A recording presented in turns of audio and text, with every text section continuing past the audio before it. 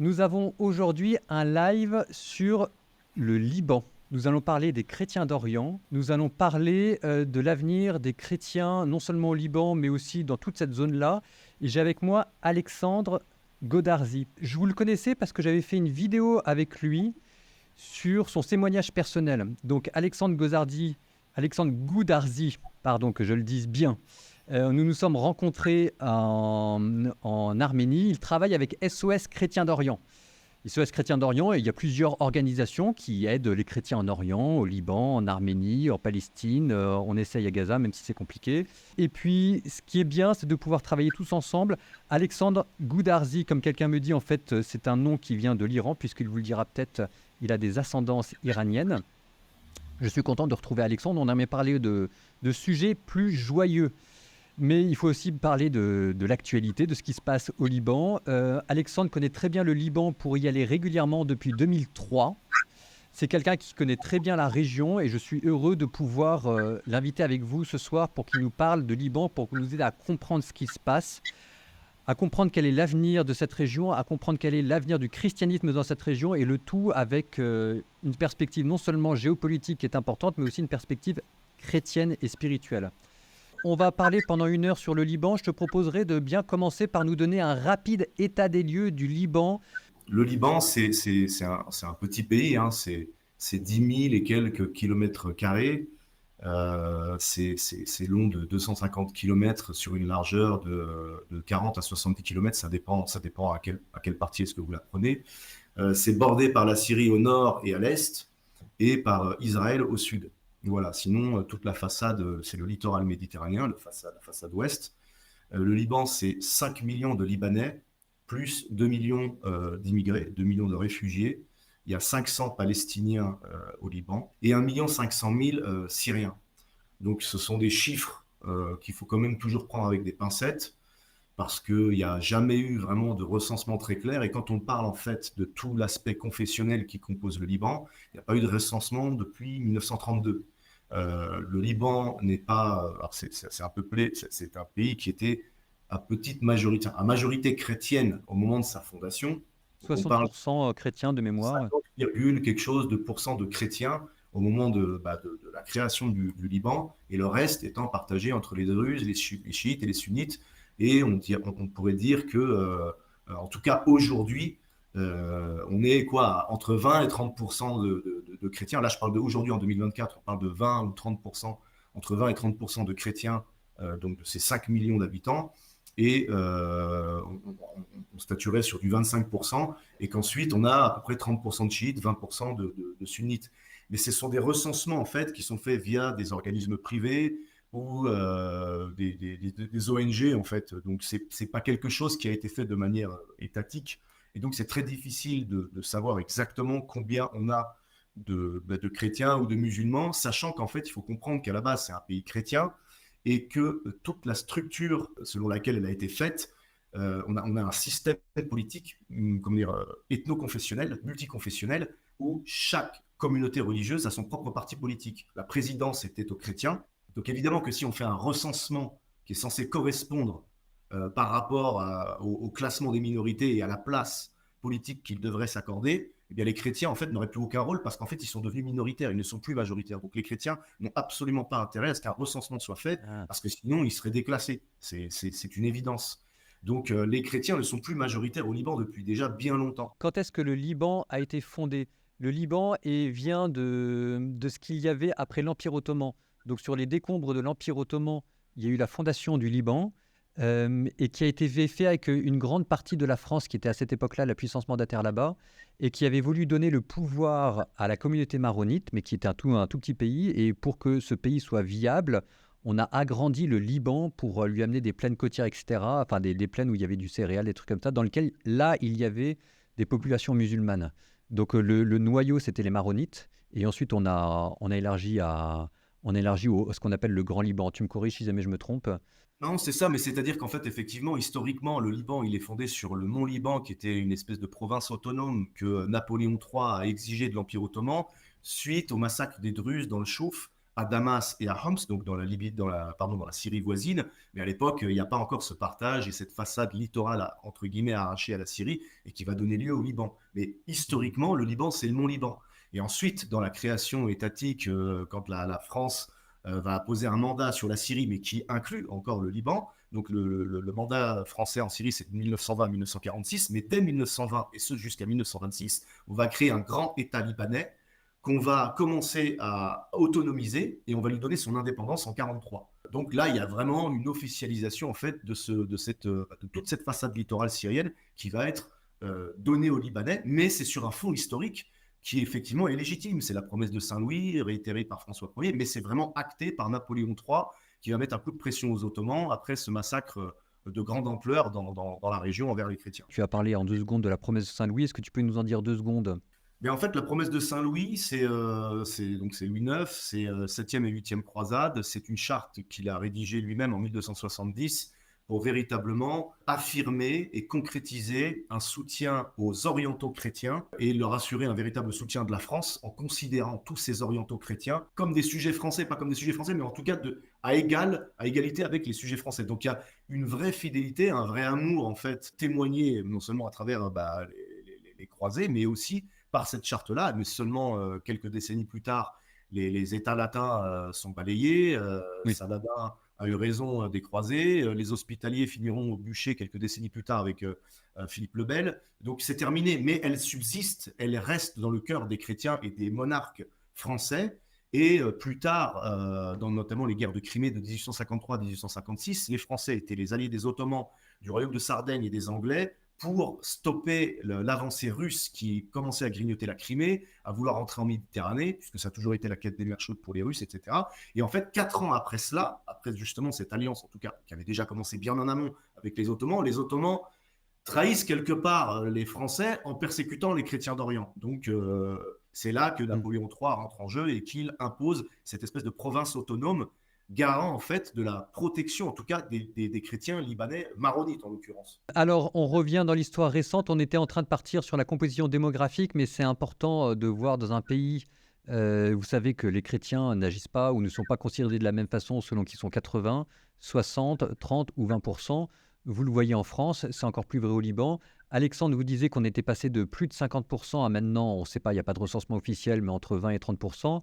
Alors ma question c'est d'où est-ce que ça vient? Est-ce que ça vient de l'immigration, enfin de l'émigration, les Libanais qui quittent le Liban? Est-ce que ça vient des Palestiniens qui ont été chassés de leurs terres et ça a amené une reconfiguration de la population? Est-ce que c'est que tout simplement les musulmans font plus d'enfants que les chrétiens? Il y a vraiment tout ça, hein. Il y a les guerres civiles à répétition. Je prêche pour ma paroisse, mais je sais que, en tout cas par expérience dans ces régions-là, les chrétiens ne se lèvent pas un beau matin en allant ratonner le village non chrétien d'à côté. En fait, ça n'existe pas. Maintenant, ils ont pu avoir la main lourde quand il a fallu se défendre. Et d'ailleurs, historiquement, face à l'islam, les deux populations chrétiennes qui, contrairement à d'autres populations chrétiennes de la région qui ont accepté la dimitude, le paiement de la taxe, de la jizya et cette soumission à l'islam, eh bien les deux peuples qui ont généralement été très rebelles à cette autorité islamique, ce sont les Maronites et les Arméniens.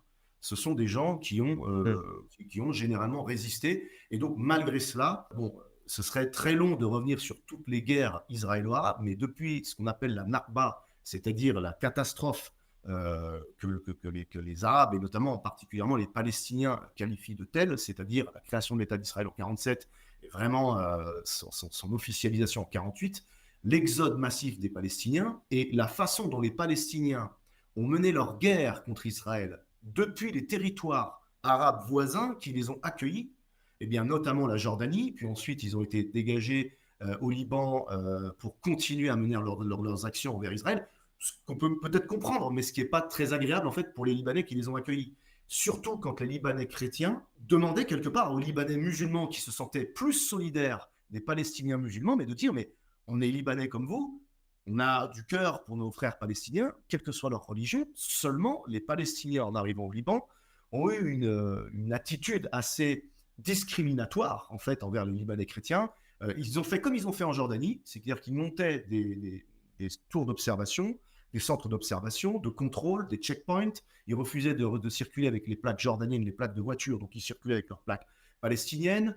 Ils méprisaient le roi Hussein de Jordanie, ils l'insultaient ouvertement et ils commençaient à créer des soulèvements un petit peu partout sur le territoire jordanien. Et c'est exactement la même chose qu'ils ont fait au Liban, sauf que le Liban, c'est le maillon faible du monde arabe, c'est le pays où il y a la démocratie, c'est le pays où il y a une liberté de presse unique au Levant. Et donc, il a été très facile, en fait, très, très facile pour les Palestiniens de monter des camps et de dominer littéralement la scène politique libanaise et même militaire et de créer un État dans l'État. Et donc, en fait, quand il a fallu déloger ensuite ces gens-là, eh bien, ça a été complètement impossible. Et avant même, dès les années 60, hein, c'était des viols de femmes libanaises, notamment chrétiennes, c'était des arrestations, puisque sur la carte d'identité libanaise est écrit votre confession. Donc, les Palestiniens ont commencé à littéralement exécuter de façon très sommaire, arbitraire, dans la rue, des chrétiens. Et donc, c'est un jour, il y a un bus de Palestiniens qui arrive à Beyrouth, ou certainement à Beyrouth, dans mes souvenirs, et les phalanges les ont exécutés. En Et la guerre 82. civile commence à partir de là. Je- Des guerres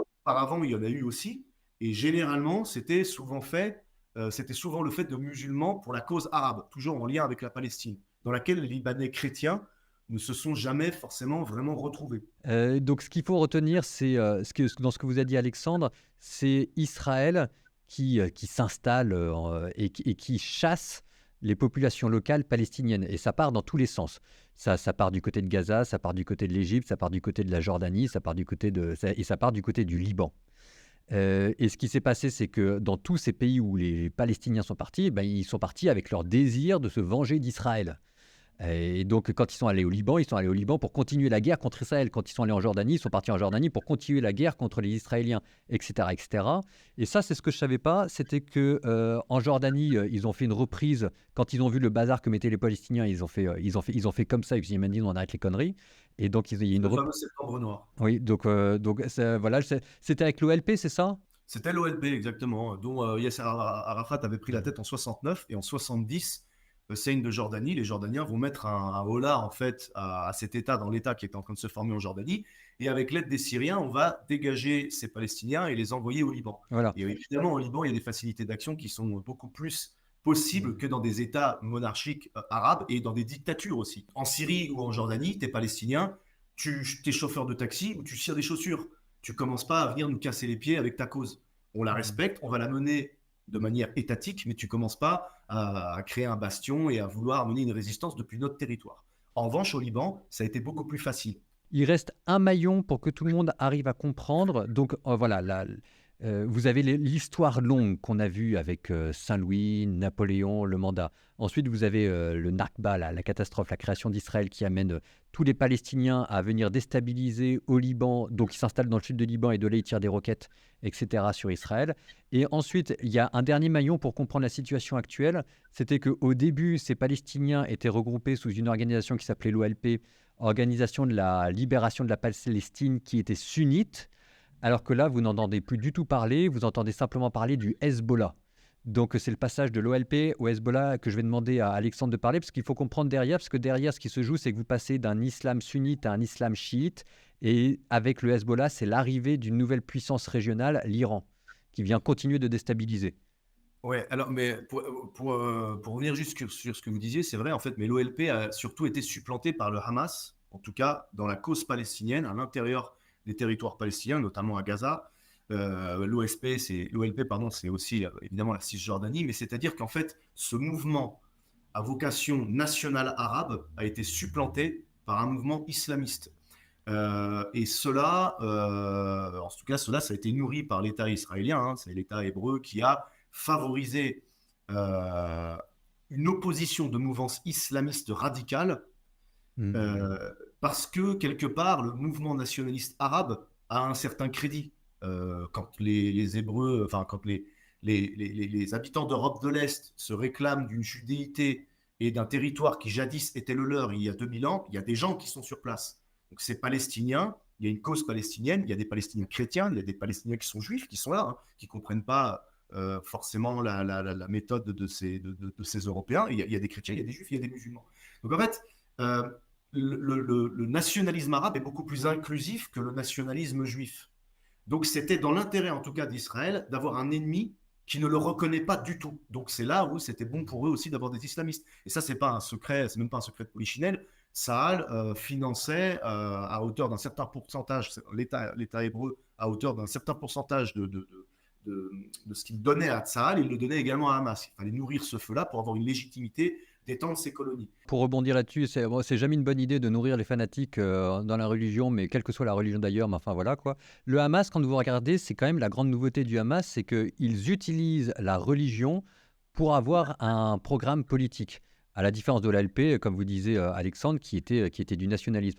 Et donc là, en fait, vous avez une religiosité accrue du conflit qui arrive, voulu par Israël. En même temps, Israël aussi, de l'autre côté, il y a une religiosité accrue avec les ultra-orthodoxes. Et voilà, et c'était juste, voilà, je te redonne la parole.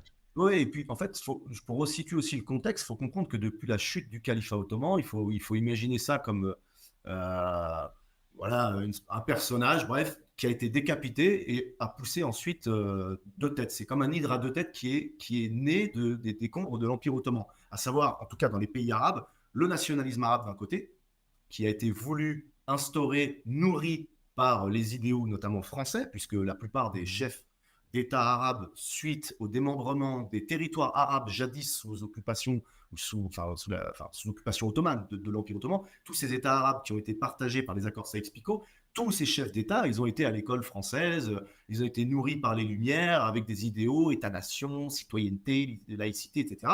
Et donc c'est ce nationalisme arabe en fait qui arrive, mais qui est un corps étranger que les populations locales ont du mal à accepter. Parce que la seule représentation de la nation chez les Arabes, qui ont une logique patriarcale, clanique et islamique, la nation arabe, c'est la Ummah islamique, c'est la nation islamique. Donc il y a une guéguerre depuis la chute du califat ottoman entre un nationalisme fort des idéaux, littéralement empruntés à l'Occident, mais qui n'a pas de légitimité pour l'islam politique Oui. qui veut revenir Alors en là, ça, force. ça nous Donc il y a une amènerait, guerre ouais, ça nous amènerait très idéologique. loin, mais pour comprendre derrière, c'est qu'en fait, vous avez tout le Moyen Âge qui amène à la constitution de l'État de droit en Europe. La notion de corps politique, la notion d'État, il y avait le corps mystique, il y a eu ensuite le corps politique, etc. Et c'est toute cette étape de transition moyenâgeuse de constitution du droit politique que l'islam n'a pas eu.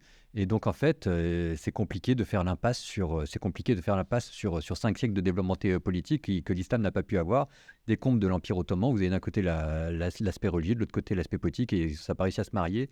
On va retourner juste au Hezbollah, parce que là on était très sur l'OLP, etc. D'où vient le Hezbollah?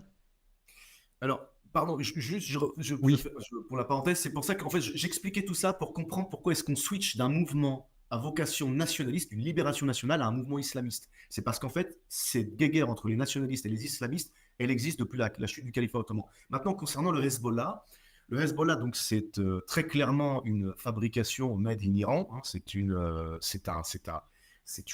alors, à l'origine, c'est une milice guerrière, politique et militaire qui est littéralement rattaché au ministère des Affaires étrangères iranien, qui est lié donc à l'Iran, qui est le lieu du dogme, le Velayat e Faqih en persan, ou El-Wali el-Faqih en arabe, c'est-à-dire le Rome, le Vatican du monde chiite, d'accord.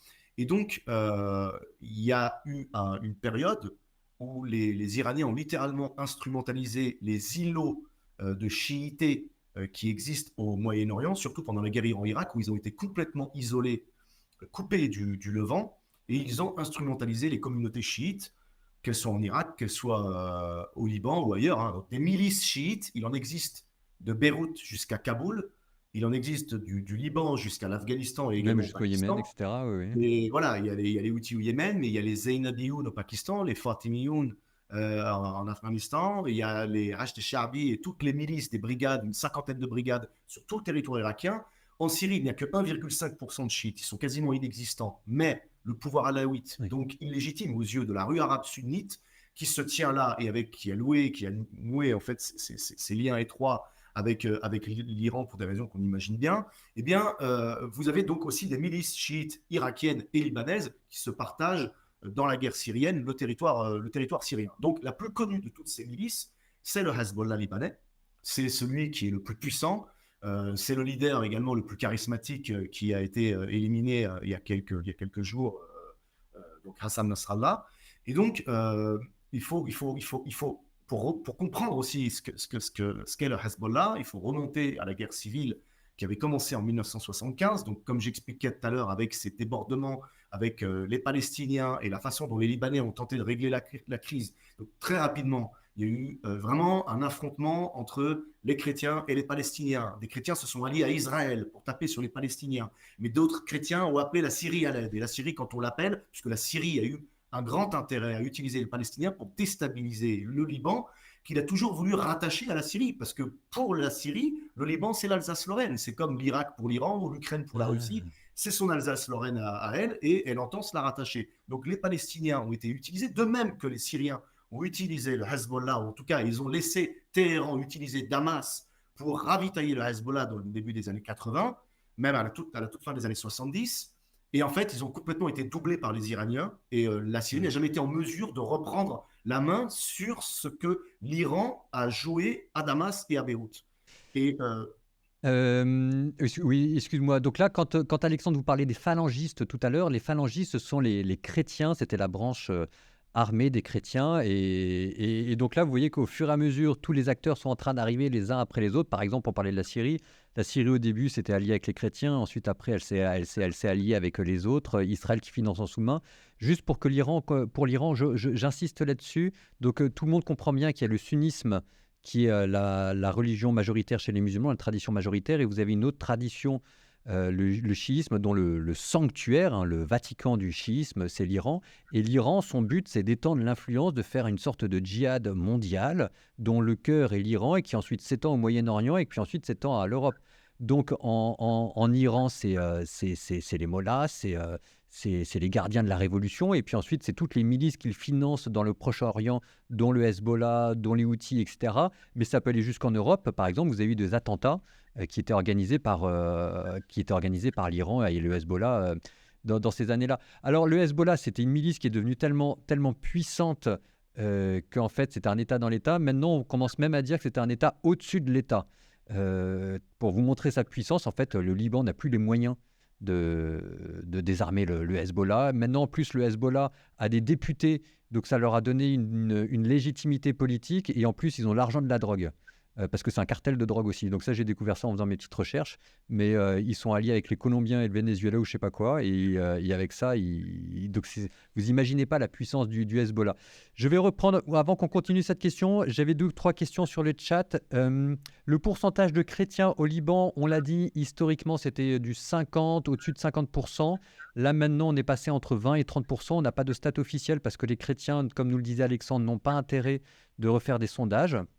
Est-ce qu'il y a une église grecque orthodoxe au Liban ou juste des grecs catholiques? La réponse est oui.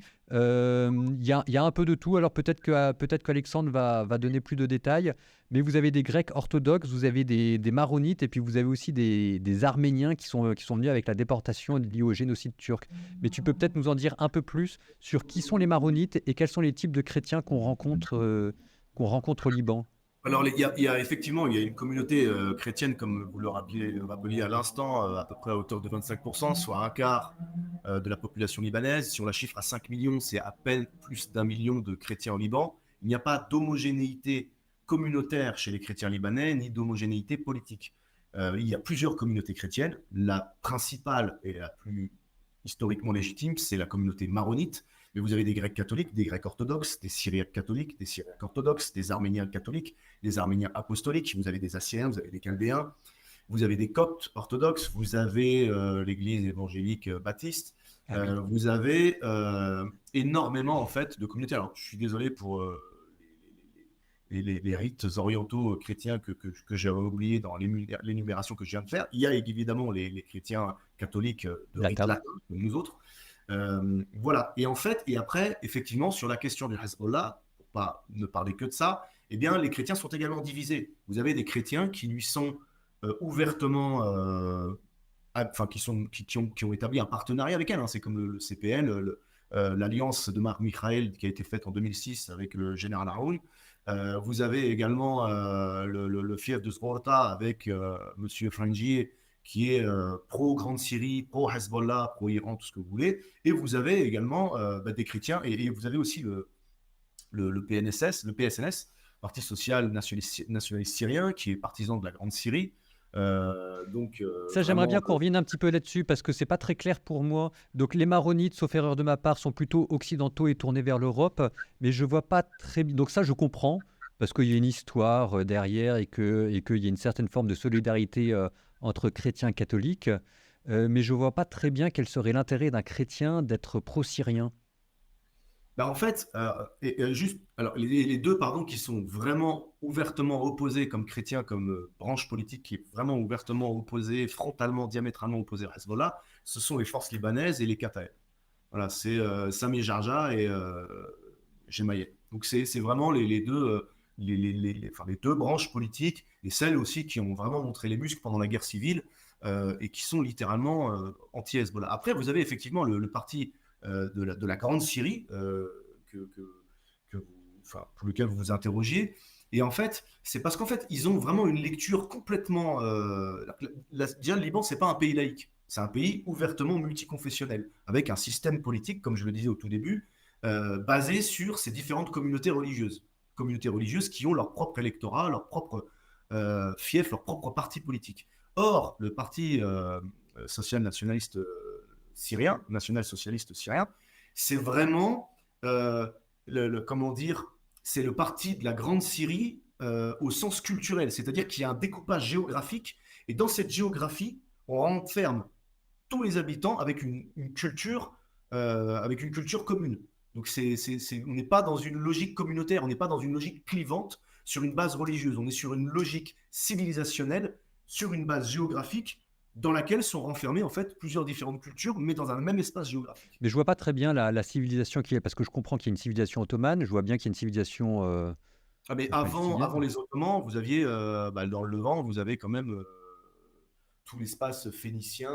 Et ça reste présent comme culture, comme C'est vraiment le croissant fertile en fait. Pour eux, et Chypre fait partie, c'est un petit peu le croissant et son étoile. d'accord, Euh, parce que voilà, pour moi, dans ma tête, ça c'était l'histoire ancienne et je comprenais pas que pour des personnes, ce soit encore une identité culturelle marquante et de laquelle ils puissent se référer, quoi. eh ben, en fait, si, et puis c'est littéralement une influence allemande des années 30, voilà. Et d'ailleurs, quand on arrive dans un bureau et on Donc fait littéralement. Tahia Souria. Par exemple, en Syrie, Tahia Souria, vive la Syrie. Il n'est pas rare de voir des partisans du PLSS se saluer de cette façon. Bon, voilà, toutes ces idéologies, en fait, c'est les idéologies nationalistes qui créent en Ah. fait l'unité nationale sont directement importées d'Europe, hein. Que ce soit le nationalisme, le socialisme, le communisme, c'est la conséquence de la chute du califat. C'est le modèle révolutionnaire exporté après qu'on ait terminé avec Dieu et nos monarques. On a exporté ce modèle-là et il y a eu toutes ces influences dans Alors, cette. oui, d'ailleurs, le Hezbollah, sauf erreur de ma part, était communiste avant d'être djihadiste. Alors, en fait, ils ont été souvent les chiites. Alors, c'est pas la Hezbollah, mais c'est les chiites. Ce qu'il Alors, faut. juste sur les chiites, juste avant que tu continues, excuse-moi, je t'interromps 2 secondes, les gens me demandent en une phrase la différence entre sunnisme et chiite. Les chiites, dans leur. Ah, d'abord, je ne peux pas le faire en une phrase, je suis désolé, mais c'est court. Euh, il y a la révélation du Coran, c'est une révélation écrite.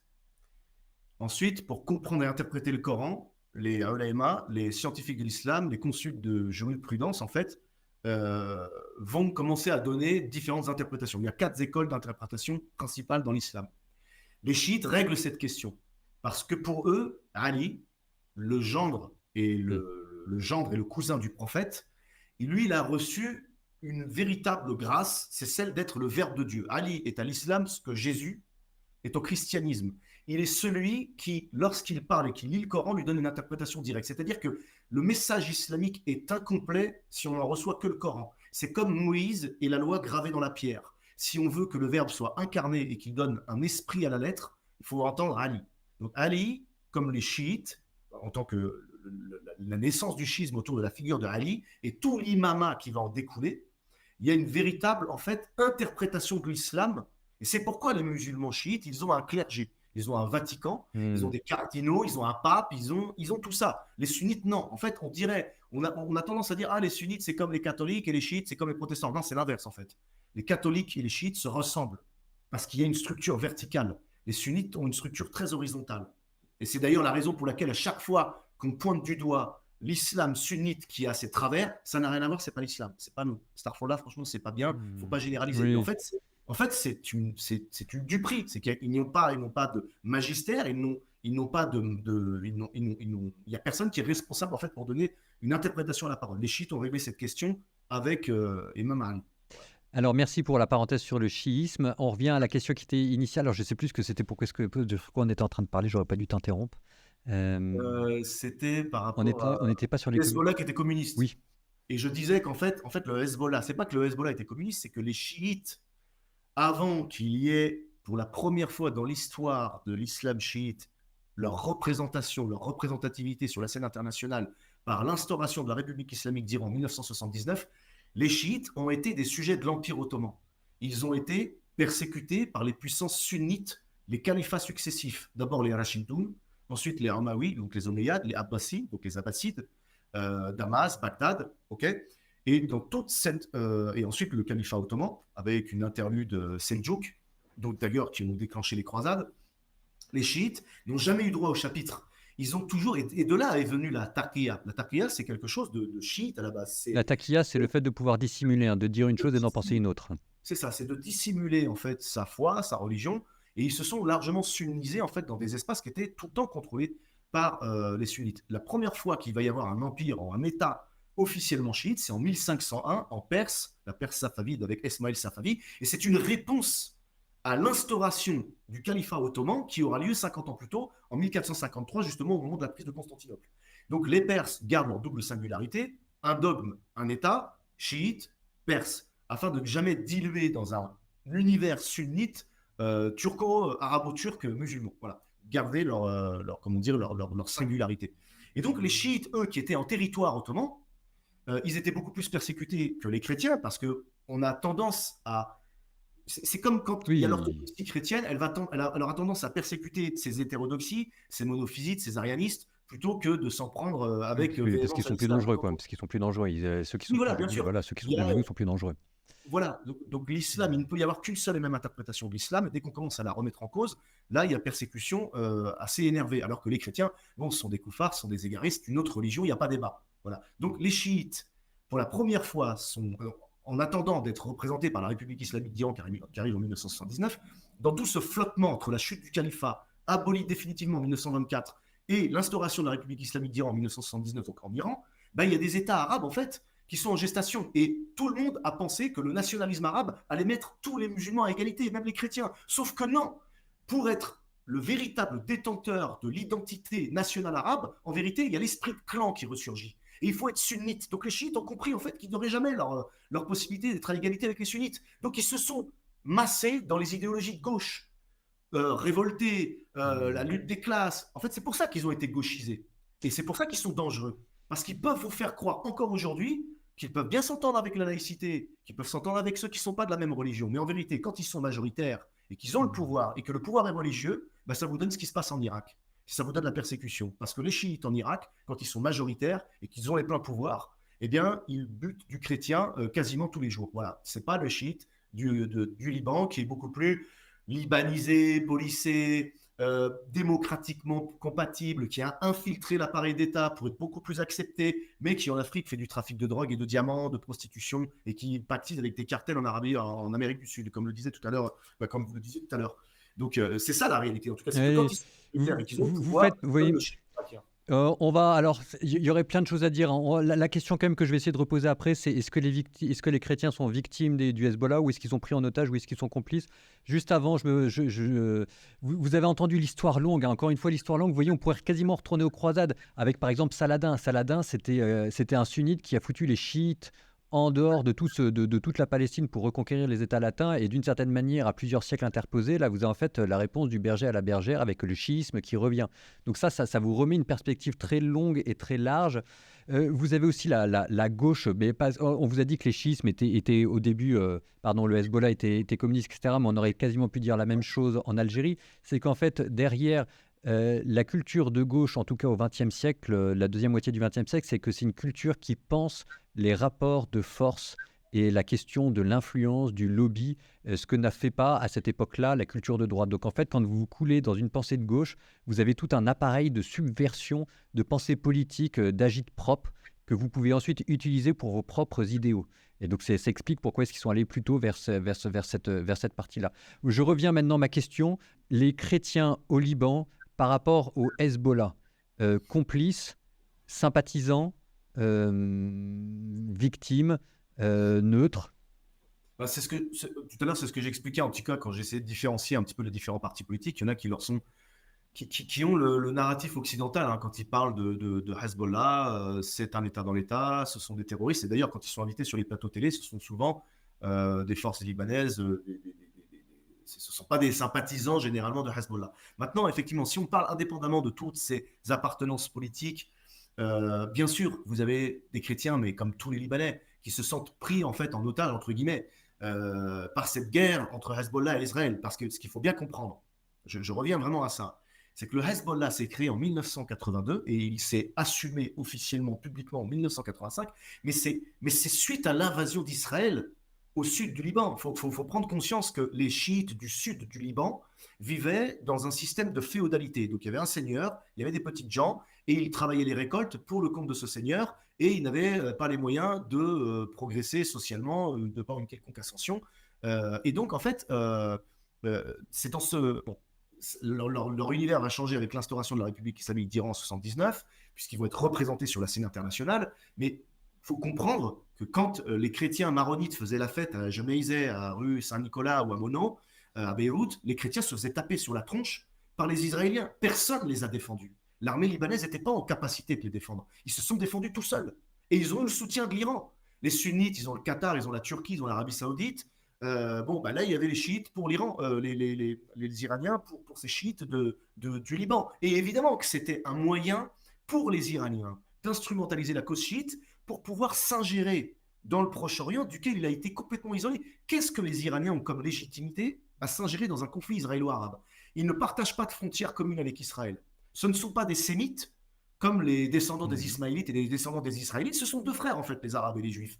Quelle est la légitimité de ces Perses indo-européens d'ascendance aryenne de s'immiscer dans un conflit qui ne les regarde pas? Et les Arabes leur disent souvent, mais vous êtes des descendants d'adorateurs du feu, là, des Zoroastriens, qu'est-ce que vous venez nous enquiquiner à vous immiscer dans nos guerres? Et les Iraniens de leur répondre, mais en attendant, si on n'était pas là, le problème palestinien n'avancerait pas, parce que vu comment vous vous en dépatouillez, vous menez vraiment à rien, en fait. Vous n'êtes pas capable, en fait, de tenir tête à Israël. Donc, il faut comprendre que les chiites étaient des petits gens de la campagne, de la ferme. Ils n'avaient personne. Et ils ont été capables de mener un acte de résistance. Donc vraiment, le vocable aussi est à employer avec précaution, parce que pour beaucoup de Libanais, même sans être chiite, Hezbollah, c'est un mouvement de résistance. C'est un mouvement qui s'est créé, formé, développé dans un contexte de résistance à une occupation étrangère. Il y avait une guerre civile depuis 1975, mais c'est quand Israël est arrivé au Liban, donc on n'est plus dans une guerre civile. En 82, c'est une ingérence étrangère, physique, militaire, qui fait des morts. Donc là, le Hezbollah dit, on prend les armes. Et le Hezbollah, pendant toute la guerre civile, n'a pas tiré un seul coup de feu sur aucun Libanais, ni sunnite, ni druze, ni chrétien, jamais. Donc, quand on demande, une fois qu'il y a un cessez-le-feu, on dit Hezbollah doit déposer ses armes dans le cadre de la résolution de ce conflit civil. Hezbollah dit, mais nous, les armes, on ne va pas les déposer parce que Israël n'a pas effectué un retrait total. Alors, ils l'ont effectué en 2000. Mais même en 2000, ils disent on ne déposera pas les armes, puisque c'est dans le contexte de la guerre civile que vous nous demandez de les déposer. Or, nous, c'est par rapport à la menace israélienne qu'on a pris les armes et on ne les déposera pas parce qu'elles constituent encore une menace, cette puissance israélienne. Nous en voulons pour preuve les fermes de Sheba dans le sud qui n'ont jamais été rendues. Les fermes de Sheba ont été prises dès 1967. Pour que tout le monde comprenne bien, quand on parle de retrait, etc., là, vous êtes dans le sud du Liban. Dans le sud du Liban, donc le Hezbollah, c'est typiquement c'est de là d'où ils tirent les roquettes sur Israël pour essayer de faire peur aux colons israéliens qui sont dans le nord du Liban. Et donc c'est pour ça que Israël, pardon, dans le nord d'Israël, c'est pour ça qu'Israël a envahi le sud du Liban. Et donc quand on parle du retrait, c'est toute cette bande, la plaine là, dont tu as dit le nom, je sais que j'arrive jamais à le dire, qui est censée être démilitarisée à l'issue de cette guerre-là, mais dans les faits, le Hezbollah, qui était entre guillemets le vainqueur de cette guerre, n'a jamais déposé les faits. Et donc c'est à nouveau pour démilitariser cette zone qu'en ce moment Israël est en train d'intervenir, quoi. Donc oui, effectivement. Après, Hezbollah, évidemment, on ne dépose pas les armes parce qu'Israël, c'est une menace. Israël continue de menacer, oui, mais parce que vous avez toujours Hezbollah qui est gênant pour nous, c'est un mouvement terroriste, etc. Donc en fait, après, chacun se renvoie la balle. Et il est clair que le Hezbollah a fait des concessions parce que pendant la guerre Iran-Irak, les Iraniens les soutenaient beaucoup. Mais ensuite, ils ont commencé un petit peu à prendre leur distance parce qu'ils avaient leur reconstruction nationale de leur côté.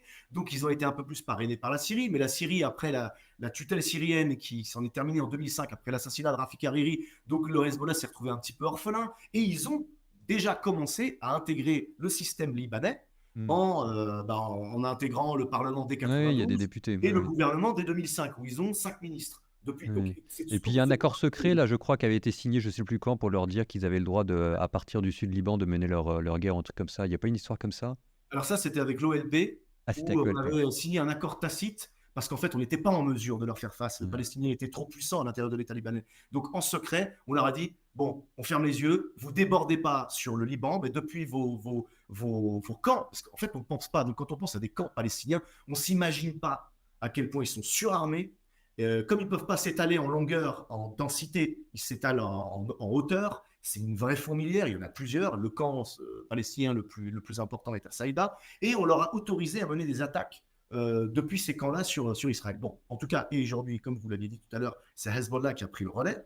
Et effectivement, il y a plein de gens qui disent, en fait, ça suffit, il y en a marre. Il y en a marre, en fait, de vos histoires. Il y en a marre de voir le Hezbollah répondre à un agenda libanais. Il y en a marre de voir que Israël dit, mais puisque Hezbollah nous attaque, on va s'en prendre à tout le Liban, puisque vous Oui, avez accepté que Hezbollah ait intégré l'appareil d'État. Donc c'est tout le Liban qui doit en payer les frais. Donc c'est tout le Liban qui se fait ravager. En 2006, oui. vous avez dégommé toutes les voies de communication, les Que, ponts, que tout le monde, voilà, que tout le monde comprenne bien, le Hezbollah est une organisation terroriste.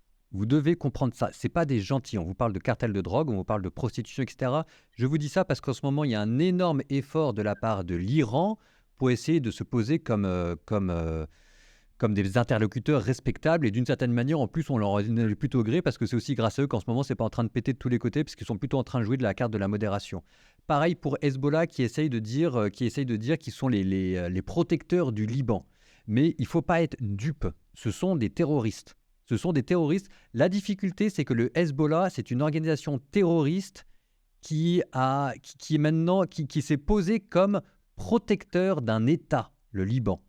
Et donc en fait, l'État, la démocratie libanaise, est sous tutelle du Hezbollah, qui en plus, comme ils sont très forts, maintenant c'est ce que vous disait Alexandre, il y a des députés, etc. Donc en fait, ils peuvent s'opposer. C'était comme les terroristes irlandais, bah, il y avait la branche armée, il y avait la branche politique, et puis ça leur donnait une certaine forme de légitimité. Donc Israël, quand il voit tout ça, il dit, bah, alors qu'ils ont subventionné tout ça, tout ce beau monde, ou en tout cas ils l'ont laissé croître, etc., ils l'ont laissé naître, et maintenant ils disent, bah voilà, vous pactisez avec le Hezbollah, on s'en prend à tout le monde, et donc là maintenant ils font plus dans leur dentelle.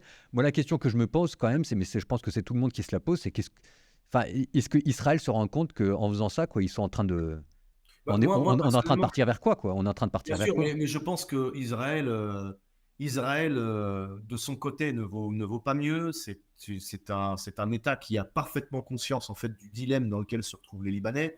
Et ils ont littéralement ciblé des villages chrétiens dans lesquels ils savent très bien qu'il n'y a pas la présence du Hezbollah.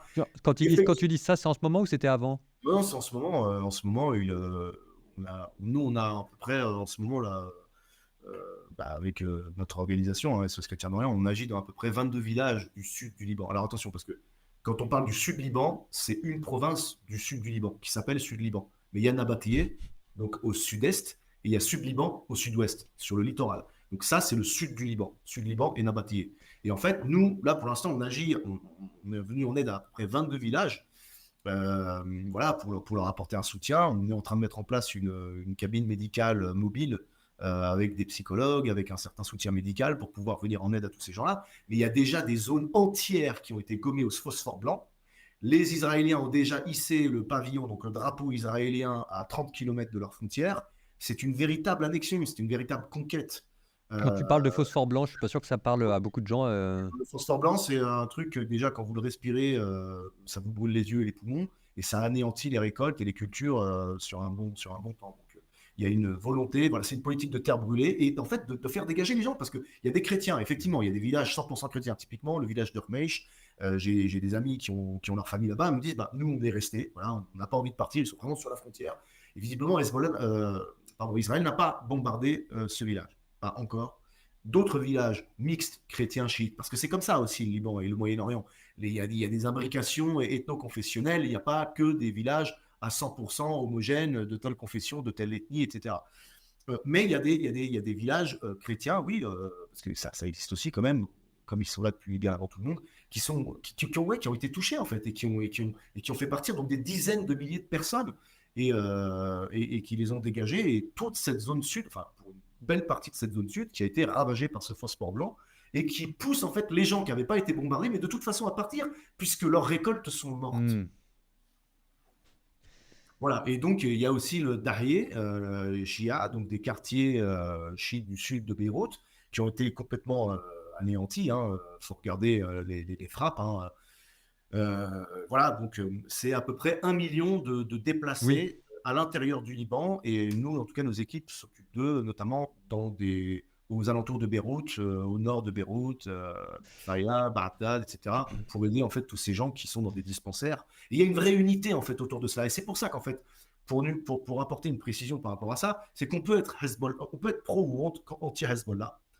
Euh, on peut avoir le discours de se dire, OK, vous nous mettez dans une situation compliquée avec Israël, mais au final, il y a une unité face à l'État hébreu qui se fait. C'est-à-dire, on en veut à Israël. On en veut à Israël, qu'on soit pro ou anti-Hezbollah, on en veut à Israël parce qu'ils ont la main lourde et qu'ils ont cette habitude de frapper. Quand ils ont frappé à Gaza, ils n'avaient pas besoin de frapper une église orthodoxe dans laquelle étaient enfermés des chrétiens. Alors ouais, il y avait des musulmans qui étaient planqués dedans aussi, mais ce n'était pas forcément des combattants. Et ils ont tué 40 chrétiens, et ils ont buté avec des snipers à l'intérieur d'une église deux personnes aussi. Donc il y a aussi cette conscience en fait des chrétiens de se dire, mais de toute façon les Israéliens ne feront pas de détails. Ils en ont Mais beaucoup plus alors, peur oui. que le Hezbollah. J'ai deux questions. Bah, tant pis, hein, voilà, ça part. Voilà, donc deux questions. C'est un, mais je ne comprends toujours pas Israël. Pourquoi est-ce qu'ils font ça? Parce que autant je comprenais quand ils essaient de diviser, quand ils essaient de payer un groupe pour essayer de le monter, etc. Là, on a l'impression que c'est une sorte de fuite en Ils le font avant. aussi pour ça. C'est pour dire, si vous avez des morts, c'est à cause de Hezbollah. Ah. Si vous vous désolidarisez de Hezbollah, si vous le démantelez, si vous mettez une pression suffisamment forte, eh bien, il n'y aura pas de dommages collatéraux. Mais en fait, ce n'est pas des dommages collatéraux. C'est littéralement ciblé des zones où il n'y a pas de chiites. Ils le font aussi. Ils le font aussi. Et puis, ça date pas d'hier, en fait. Je veux dire, Mais ça, ils devraient se leur- rendre compte quand même que ça marche pas cette pratique parce qu'en fait, ça les rapproche plutôt ça rapproche plutôt les chrétiens libanais du Hezbollah, quoi.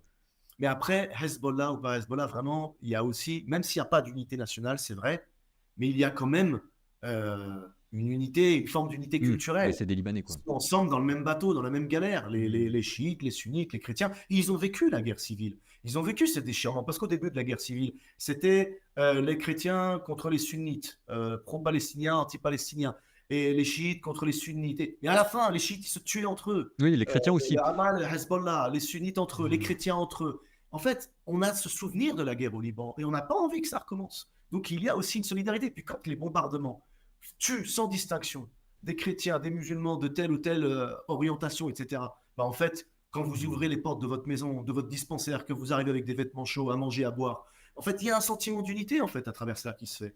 Et donc, c'est clair que, bah, in fine, c'est quand même l'État hébreu qui est à l'origine de ces frappes. Et ça fait 1 an qu'elles durent.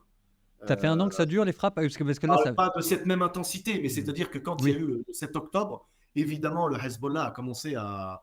Le discours du Hezbollah, c'est pas un discours pro-palestinien. Euh, enfin, c'est un discours pro-palestinien, mais c'est un discours de dire également, nous, ce qu'on veut, si on est pro-palestinien, c'est parce qu'on veut aider les Palestiniens qui sont au Liban et qui déstabilisent la démographie libanaise. On veut les aider à rentrer chez eux. C'est la raison pour laquelle ils n'ont jamais obtenu la nationalité libanaise. C'est le cas en Syrie, parce qu'on ne veut pas on ne veut pas en fait accepter leurs conditions d'immigrés. On considère qu'ils seront toujours palestiniens et qu'ils rentreront chez eux. Donc on ne leur donne pas la nationalité, ni en Syrie, ni ailleurs.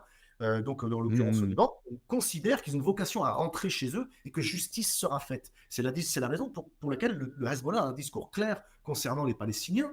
Et donc, quand on a tous vu ce qui s'était passé le 7 octobre, le massacre, ça a été évidemment très loin. C'était d'une horreur sans nom.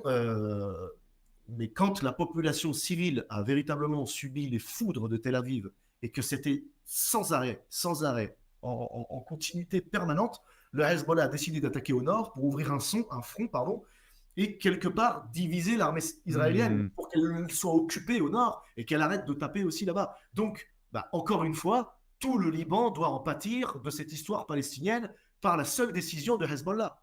Ouais, ouais, et comme je le disais tout à l'heure, les Iraniens ont intérêt à garder cette pression sur Israël parce qu'ils n'ont aucun moyen, en fait, enfin, en tout cas, surtout pendant la guerre en Irak et l'après-révolution islamique en 79, ils n'avaient pas de légitimité, en fait, à s'étaler sur le terrain du Proche-Orient.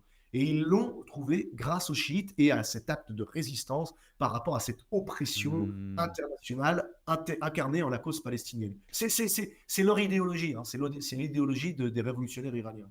On va retourner au Liban quelques-uns. Alors, je réponds à quelques questions qui étaient sur le live. Avant qu'on passe au Liban, la question que je te poserai, c'est dans la guerre maintenant, concrètement, qu'est-ce qui a été détruit? On en est où? Est-ce que tu as une idée du nombre de morts? Enfin bref, là, on faisait un live pour le Liban hier sur Instagram. Pendant qu'on faisait le live, j'avais avec moi des Libanaises que j'ai fait monter dans le live et qui entendaient, pendant qu'elles étaient en train de réciter le chapelet, les avions israéliens qui survolaient le pays pour aller bombarder on ne sait pas quoi avec des drones qui nous expliquait que les enfants, qu'elles avaient du caté avec les enfants et que juste après que tout le monde soit rentré chez eux, etc., il y avait une bombe qui avait pété juste à côté. Donc ça, c'est la question que je te poserai concrètement au Liban. Ça donne quoi la guerre en ce moment? Juste avant qu'on y aille, je réponds à une ou deux questions que vous m'avez posées sur le chat. Je me permets d'y répondre plus rapidement pour que Alexandre développe plus longuement la question de la guerre en ce moment au Liban. Donc, première question auquel je réponds rapidement. Que veut dire koufar? Koufar, c'est un nom musulman qui veut dire impur. Généralement, ça permet de désigner les non-musulmans. Quel est le lien de la Vierge Marie avec le Liban? On raconte que la Vierge Marie a habité à la fin de sa vie au sud du Liban. Dans le monde, les sunnites sont-ils plus nombreux que les chiites? Les sunnites sont beaucoup plus nombreux que les chiites. Quelqu'un me dit, pourtant la mosquée du Caire a une autorité sur les musulmans sunnites. Non, la mosquée du Caire fait semblant d'avoir une autorité sur les musulmans sunnites. Donc l'université Al-Azhar se prétend être une garante du dogme, mais précisément, il n'y a pas de magistère. Donc ils ont l'influence qu'on veut bien leur donner. Elle a Euh, été créée par les Ismaéliens à la base, hein, il y c'est a, les chiites voilà. Il y a- qui avaient créé le Caire d'ailleurs à l'époque des Fatimides, avant que euh, Saladin reprenne la main dessus. Et pourquoi le président libanais serait de confession chrétienne alors que le premier serait sunnite, etc. C'était une sorte d'accord tacite qu'il y avait au début de la création du Liban pour que cet État multiconfessionnel, d'une certaine manière chaque confession religieuse, puisse être représentée dans l'appareil d'État. Et c'était plutôt sage, c'était plutôt bien et ça marchait pendant au moins une, voire deux générations. Maintenant, je reprends la question sur actuellement la guerre au Liban. Concrètement, en ce moment, il se passe quoi? Bah, en ce moment, il y a une véritable. En fait, le 7 octobre 2023, pour Israël, c'est son 11 septembre. Il y a une véritable politique d'éradication, de nettoyage. Hamas d'abord, Hezbollah ensuite. Et en ce moment, bien, c'est tout le sud Liban qui est victime des bombardements répétés de la part de Israël. Et depuis, les beepers et les talkie-walkie qui ont ou émasculer les membres du Hezbollah, aveugler, estropier, etc., parce que ça a pété dans leur poche hein, quand ils avaient les yeux rivés sur leurs écrans. Enfin bref. Donc ça, je Euh, suppose hein, que vous qui nous écoutez, vous avez tous entendu parler de cette affaire. Hein, Israël qui avait piégé les moyens de communication du Hezbollah et ça leur a tous pété la figure et il y a eu je ne sais pas combien de centaines de morts et de milliers de blessés, etc. Ce qui était une opération d'un point de vue des services secrets extrêmement réussie. J'ai un peu du mal à voir. Et donc ils en ont profité d'ailleurs pour, au moment où le Hezbollah est désorganisé, parce qu'il venait de se prendre plein de beepers qui avaient pété à la gueule, d'intensifier les frappes. Voilà, c'était juste, je te redonne la parole. non, mais voilà, et en fait, depuis, et après, bon, Nasrallah, donc 24 ou 27 septembre, pardonnez-moi, mais bon, son assassinat, hein, le fait qu'il ait été ciblé, et lui, et beaucoup hein, de toute la nomenclature, enfin, de tout l'organigramme, les cadres du Hezbollah qui ont tous quasiment été éliminés, même son remplaçant, puis le remplaçant de son remplaçant. Donc, euh, on est dans une situation où on voit bien qu'il y a une vraie pression, il y a une poussée sur le sud, hein, c'est ce que j'expliquais tout à l'heure, des villages, c'est des dizaines de milliers de chrétiens. Moi, tout à l'heure, je parlais des 22 villages, mais c'est les 22 villages dans lesquels on Oui, oui, dans travaille. lequel vous bossez. Ça ne veut pas dire qu'il n'y en a pas d'autres. Hein. Voilà, il y en a beaucoup plus. Et après, là, c'est la banlieue sud de Beyrouth qui est attaquée, mais très lourdement. Donc Et ça, donc, c'est des bombardements avec des missiles, avec des frappes localisées, quoi. ouais, ouais, ouais. Et puis, c'est très violent, hein, c'est très violent. Donc, c'est pour ça qu'on a à peu près 1 million de réfugiés. On a 300 000 Syriens qui ont repassé la frontière pour retourner en Syrie et à peu près 100 000 Libanais qui ont qui ont suivi le Oui, mouvement. parce que les Syriens, en fait, au moment de Daesh, il y en avait pas mal qui étaient donc le merdier de la région, parce que quand c'est pas l'un, c'est l'autre. Donc avant, il y avait Daesh, donc il y avait des Syriens qui étaient passés au Liban et qui maintenant sont en train de retourner en Syrie, parce que la Syrie, c'est peut-être pas Jojo, mais en ce moment, le Liban, ça devient encore pire. Et pourtant, la Syrie, vraiment, c'est quand même pas Jojo, quoi.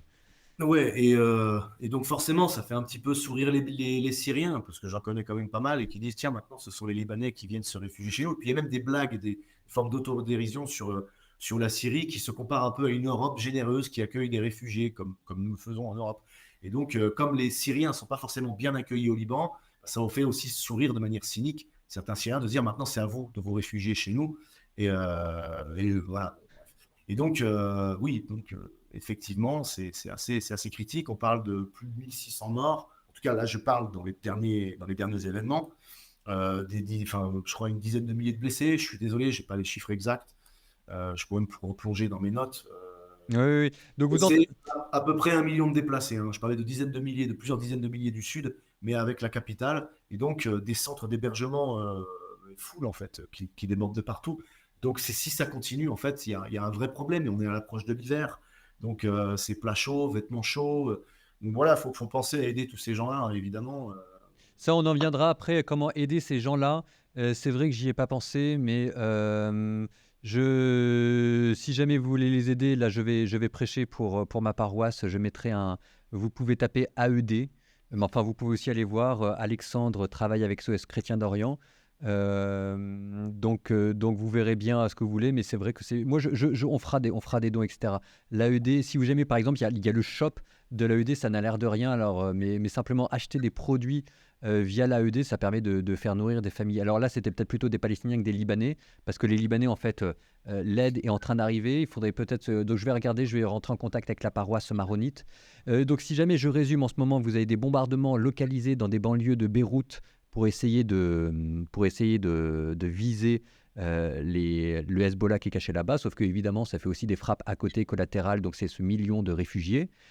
Dans le sud, vous avez des bombardements à coups de phosphore blanc, mais vous avez aussi des excursions de l'armée de terre Bien sûr, ouais. israélienne, et donc des embuscades ou des simili-embuscades entre le Hezbollah et tout ce beau monde-là. Je suppose qu'on est dans la recherche des souterrains dans le sud. Et alors, ce qu'il faut aussi savoir, c'est que ça vous donne une population qui, en ce moment, non seulement a des morts, etc., mais en plus, les infrastructures commencent à être pétées, quoi, de manière durable. Une population qui est en train de vivre sous la terreur, parce qu'il faut imaginer ce que ça veut dire que d'entendre des avions qui passent la nuit, ou des missiles qui passent la nuit, et pas une fois, pas deux fois, etc. Mais il y a quelque chose de l'ordre de la terreur, quoi. Enfin, je veux dire, c'est ce que je vous dis, moi, ça me fait bizarre, mais de vous dire que j'étais peinard dans mon couvent hier en train de prier pour le Liban, et pendant ce temps-là, j'étais avec Instagram en direct avec une famille libanaise qui entendait les drones au-dessus d'elle. Mais ça vous montre une certaine forme de psyché très, très bizarre, etc. Là, les réfugiés qui sont en train de partir, donc ça veut dire que leur immeuble s'est pété, etc. Ce qu'il faut savoir, c'est qu'on parlait du Hezbollah. Comment est-ce que le Hezbollah a réussi à ensuite continuer s'implanter et s'attirer les faveurs d'une certaine partie de la population? C'est parce que tous les quartiers qui sont pétés par Israël, généralement, c'est ensuite l'Iran qui passe des dollars à Hezbollah pour que Hezbollah reconstruise des immeubles, achète la paix sociale et s'attire les faveurs de la population. Donc, si vous voulez, c'est tout ce merdier-là. La question qu'il y a, c'est... là, on va rentrer dans les questions qui, je pense, n'ont pas vraiment de solution, mais je vois que l'heure tourne et à un moment donné, il faut. C'est quoi l'espoir de tout ça? Parce que là, en fait, on est dans une fuite en avant perpétuelle. On est chrétien, enfin, ou alors même tout simplement on est libanais. On fait quoi? On attend de se transformer en gazabis. C'est quoi c'est quoi l'avenir de tout ça? Bah, je regardais un petit peu ce qui se passe, notamment, pour prendre un exemple encore plus concret et plus dramatique. Bah, c'est l'exemple gazaoui, en tout cas les chrétiens qui sont là-bas. Et ils arrivent à donner des cours de langue, des cours, en fait, à faire comme si les choses se passaient bien. Ils le font à l'église, même le bureau du prêtre est utilisé pour abriter les familles. Et c'est quand même le lieu aussi où il va y avoir une certaine éducation qui est transmise. De la Cisjordanie, ils essayent de faire valider les diplômes pour les examens. En fait, ils continuent de vivre et ils tiennent à la force du chapelet, du rosaire. Voilà, en fait, moi j'ai envie de vous dire, euh, pas forcément pour ce qui se passe maintenant, même si c'est un des épisodes les plus violents que le Liban vit, surtout depuis 2006, où il y avait déjà cette guerre entre Hezbollah et Israël. Évidemment que si on regarde l'évolution des choses, mais pas seulement au Liban, mais même si le Liban est une miniaturisation du Moyen-Orient, une espèce de laboratoire, voilà, à petite échelle. Effectivement, en fait, si on regarde la façon dont les choses sont faites, ouais, je dirais que c'est foutu, en fait. Mais on est chrétien et on est empreint d'espérance. Et en fait, ce n'est pas par une logique humaine, matérielle, pragmatique, j'ai envie de dire, que reposent nos certitudes. Ça ne repose pas sur ça, en fait. Moi, je suis persuadé que de toute façon, le bon Dieu aura le dernier mot. Mm. De son vivant, il avait pleuré sur Jérusalem. Il savait ce qui allait se passer. C'était aussi écrit. En fait, il l'avait annoncé. Et après, moi, je pense aussi, mais bon, ça c'est mon avis, évidemment, tout a commencé là-bas, tout terminera là-bas. Mais voilà. Mais j'ai de l'espoir, j'ai de l'espoir. Les chrétiens de Gaza n'ont pas dit leur dernier mot. Ils sont persuadés que tant qu'ils pourront, voilà, ils continueront d'illuminer les ténèbres. Et en fait, c'est notre rôle à nous autres. En fait, on n'allume pas une bougie en plein jour. C'est leur combat, c'est leur réalité, et ils la surmonteront comme ils l'ont toujours fait. En fait, moi, j'ai foi en notre Seigneur Jésus-Christ, et j'ai foi en ces gens-là. En fait, j'ai foi en nos frères chrétiens libanais, en nos frères chrétiens palestiniens, et je sais qu'ils auront vraiment les effets positifs spirituels, tout ce que vous voulez, sur les communautés avec lesquelles ils vivent. Moi, j'en suis assez intimement convaincu.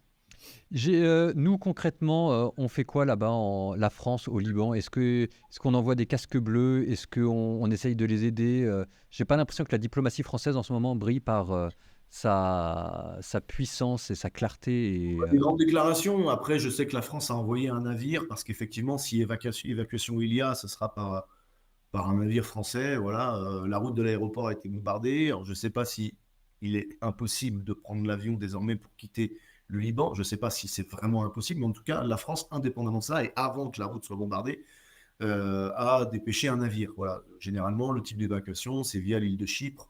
Voilà. Et après, au-delà des déclarations, je sais que même les forces onusiennes, enfin la FINUL, etc., je crois qu'ils ont bougé du sud parce qu'ils étaient vraiment sur la frontière et qu'ils ont aussi été contraints de bouger. La France avait dit soutenir l'armée libanaise en cas de drame avec Israël. Euh, je sais qu'à l'époque de Chirac, il était très ami avec le Libano-Saoudien Rafiq Hariri. Euh, on a un petit peu changé de politique dans la région, dans le passage Chirac-Sarkozy. On s'est vraiment littéralement, objectivement et de manière assumée, aligné sur la politique israélienne. Oui, et la C'est- politique américaine, et ça se voit non seulement en Israël, mais ça voit aussi sur d'autres dossiers. Donc là, d'ailleurs, on a rejoint enfin voilà quoi. Maintenant, avant, on faisait pas partie de l'OTAN, maintenant on fait partie de l'OTAN. Donc on a complètement changé de diplomatie. Je ne sais pas si les Libanais ont réalisé ça que la Ils diplomatie l'ont française. ils l'ont réalisé. Après, ce qui est toujours beau, en fait, chez ces peuples-là, il y a une forme de naïveté, Oui, continue. fidélité, une naïveté, et ils nous regardent ils regardent la France, mais une France qui n'existe plus, en fait. C'est comme C'est un peu comme les Arméniens. un astre mort, en fait, la Mm. France. C'est-à-dire qu'elle envoie une lumière d'un passé, en fait, de son passé, elle irradiait, en fait, elle transmettait cette lumière, et ils nous l'aperçoivent toujours, alors qu'en fait, c'est comme quand vous regardez une étoile, en fait, elle est déjà morte, mais elle continue de diffuser sa lumière. Mm. La France en laquelle ils croient n'est plus, mais ils ont espoir en cette France-là, et ça nous touche, et ça nous Euh, invite à nous, Français, à être fidèles à ce que eux ont comme euh, pensée de la France. J'ai eu exactement ça en Arménie. Et alors là, c'est ce que disait quelqu'un dans le chat, il faudrait déjà qu'on s'occupe de nos guerres en Europe. C'est vrai que là, on n'en a pas parlé, mais ce qui se passe en ce moment en Ukraine a aussi des répercussions sur ce qui se passe en Israël. Je vais donner un ou deux exemples. Derrière les missiles iraniens, il y a une certaine forme de technologie russe. Et que tout... enfin bon, bref. Ça devient hyper compliqué. Pour reprendre sur le Liban, nous, concrètement, en France, qu'est-ce qu'on peut faire? Je ne sais pas si tu as des réponses à cette question, mais à mon avis, c'est la question. Bah, d'abord, il faut prier très intensément, comme si l'action était vaine, et puis après, il faut agir comme si la prière l'était également. Enfin, je pense qu'il faut vraiment allier la prière et l'action. Il faut vraiment prier pour nos frères libanais. Il faut prier particulièrement pour nos frères chrétiens, mais les Libanais dans l'ensemble. Il faut prier pour la paix. Et puis après, comme vous le disiez tout à l'heure, vous le rappeliez, bon, évidemment, je vous remercie de m'inviter et de me permettre de le dire. Je parle au nom aussi de mon organisation, donc si c'est une possibilité d'aider Mhm. les chrétiens d'Orient, mais évidemment, SOS l'AED, Chrétien d'Orient pour Alexandre, et vous avez aussi l'œuvre d'Orient qui fait du très bon boulot, et l'AED, l'aide à l'Église en détresse. Donc je vous laisse regarder tout ce beau monde on leur site à eux, hein. Nous, sur Instagram, etc., on organisera des collectes. Je regarde si jamais j'ai répondu à peu près à toutes les questions. Il y avait une question sur l'armée libanaise. Pourquoi est-ce que l'armée libanaise ne vire pas tout ce beau monde-là, Hezbollah et Israël, dehors pour rétablir un Liban fort? Alors vous avez compris que c'était toute la complexité de cette situation, c'est que le Liban est un État qui est en coupe réglée. Enfin, c'est moi qui le dis comme ça, mais je pense que c'est pas faux, hein. Ils ont plus les moyens. Enfin, le Hezbollah est plus puissant que l'armée libanaise. Je me trompe ou pas en disant ça? non, non, non, c'est vrai. Quand on dit que le Hezbollah est un État dans l'État, ils sont surarmés. L'OLP, avant le Hezbollah, l'était également par rapport à l'État libanais. En fait, enfin, l'armée libanaise, l'armée régulière, n'a pas les moyens, n'a pas la capacité. Puis même, euh, je veux dire, même tactiquement, stratégiquement, on a affaire à des guerriers aussi. Ce sont des guerriers, ce sont des gens qui sont aguerris. Ce sont des gens qui ont été formés au combat maintenant Mhm. depuis des décennies, et qui ont été au baptême du feu, qui ont été toujours dans cette logique de guerre. Le Hezbollah défendait des parties du Liban que l'armée libanaise était affairée à autre chose aussi. Ça aussi, c'est une réalité. Ça ne veut pas dire qu'elle n'a pas fait la guerre, hein, l'armée libanaise. Ça ne veut pas dire qu'elle est ridicule sur le terrain. Mais c'est que le Hezbollah, il n'a jamais cessé en fait d'être entraîné puisqu'il a toujours été dans des situations conflictuelles et il est surarmé. Et nous, on a peut-être une vision du Hezbollah qui date un petit peu, ou dans le sens où on avait l'impression qu'ils envoyaient des roquettes qui servaient à rien sur une armée israélienne qui était suréquipée. Ils ont pas mal rattrapé le retard. Maintenant, ils ont des missiles, etc. Enfin, je veux dire, le Hezbollah n'a cessé de gagner en expérience, en armement. Alors, ils sont encore ils sont encore en état d'infériorité au niveau de l'armement par rapport à l'armée israélienne, mais ils ont une tactique qui est bien à eux et qui marche. Ils sont plus forts sur les guerres de guérilla. Ils ont adopté une technique sur les souterrains. Ils ont des missiles, etc. Enfin, je veux dire, C'est une guerre asymétrique, vous avez raison. ouais. Donc vous pouvez considérer quasiment que à leur manière à eux, c'est une troupe d'élite, quoi. Euh, donc voilà.